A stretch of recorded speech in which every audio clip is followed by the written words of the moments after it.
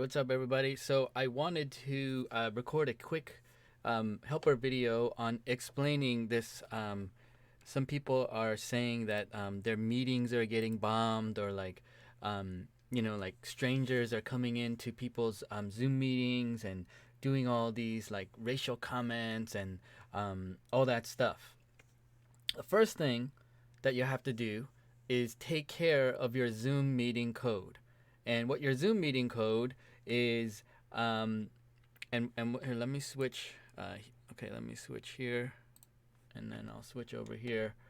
And what that means is, I have this little blocker up because this is about security, right? I have a personal meeting ID, and I have a Zoom meeting link.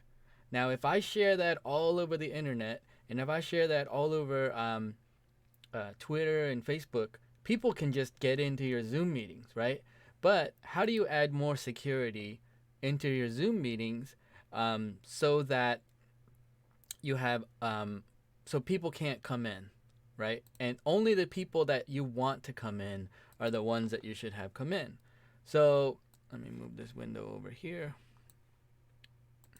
And okay, so now what you would do is you would log into zoom.us and then /profile, right? And you would go right here to personal settings. Now I'm gonna take my password mask off because I don't need that anymore. And as you're looking in the beginning, schedule meeting, right? You're gonna go here. You can put only authenticated users can join meetings. That's pretty important. Require a password when scheduling new meetings. You should have that turned on. Require a password for instant meetings. You should have that turned on. Require a password for personal meeting ID. All meetings using personal meeting ID. Require password. Embed a password in meeting link for one-click join. You want to turn that on. And then require a password for participants joining by phone, right? So you can show that.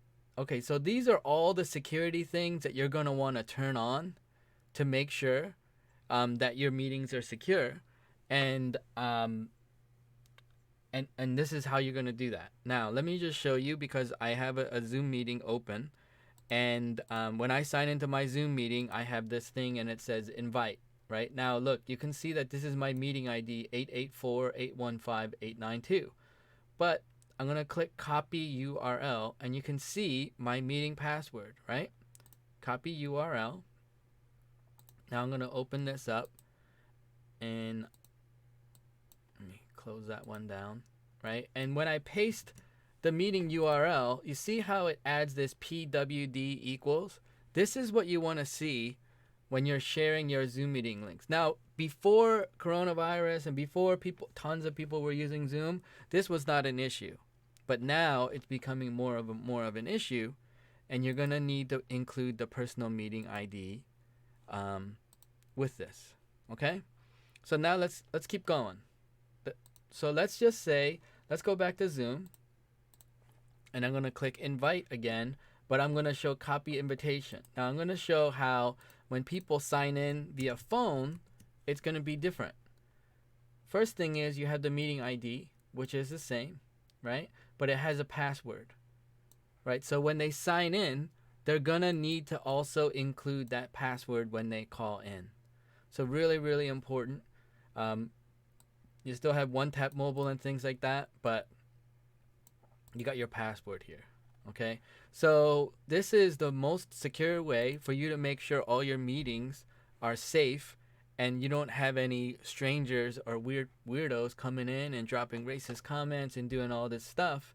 Is you secure your meetings with personal meeting IDs and a password for all new meetings, and you just embed those passwords when you send people a meeting invitation. So that's really it.